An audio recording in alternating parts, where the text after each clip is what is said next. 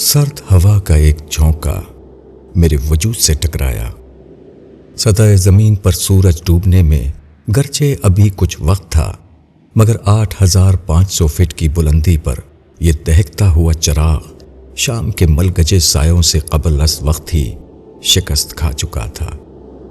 پہاڑوں کی بلندیاں جو دن بھر سر اٹھائے اس چراغ کی عظمت کو سلام کرتی رہیں، شام ہوتے ہی کسی جفاکار ملازم کی طرح اسے اس کی روشنی سمیت قبل از وقت ہی نگل چکی تھیں۔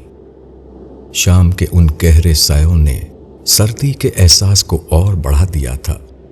اس پر یہ سرد ہوا کا جھونکا، بے اختیار میں نے اپنی گرم جیکٹ کو ہاتھوں کے حلقے سے اپنے گرد اور کس لیا۔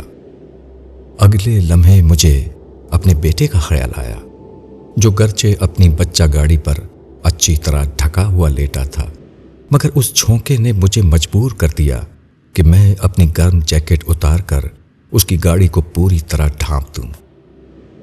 اب میں سرد ہواؤں کا مقابلہ کرنے کے لیے تنہا رہ گیا۔ ٹھنڈ میرے وجود میں سرایت کرنے لگی، مگر اسی لمحے ایک دوسرے احساس تپش نے مجھے آ لیا۔ میں نے آسمان کی طرف سر اٹھایا اور اس کی طرف دیکھا جس کی عظمت کو کوئی بلندی اور جس کے نور کو کوئی اندھیرا نہیں نکل سکتا۔ میری زبان سے بے اختیار نکلا، باپ کی محبت ایسی ہوتی ہے تو خدا کی محبت کیسی ہوگی۔ مسیح کے پیروکاروں کو بہت بڑی غلطی لگی جب انہوں نے خدا کی محبت کو بیان کرنے کے لیے اسے باپ کہا۔ ماں باپ کی حیثیت ہی کیا ہے اس محبت، اس کرم اور اس مہربانی کے سامنے جو خدا اپنے بندوں پر کرتا ہے، مگر یہ بندے، ان کے پاس خدا کو دینے کے لیے کچھ نہیں، اور جو ہے وہ اسے دینے کے لیے تیار نہیں۔ محبت کا بدلہ محبت ہے، مہربانی کا بدلہ شکر گزاری ہے، اور خدا کے کرم کا بدلہ خدا کی یاد ہے۔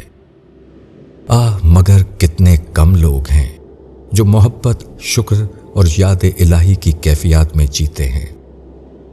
آج کا انسان ہمیشہ سے بڑھ کر خدا کی نعمت میں جی رہا ہے، مگر آج کا انسان ہمیشہ سے بڑھ کر خدا کو بھولا ہوا ہے۔ کتنا بلند ہے وہ خدا اور کتنا پست ہے یہ انسان۔ ابو یحییٰ۔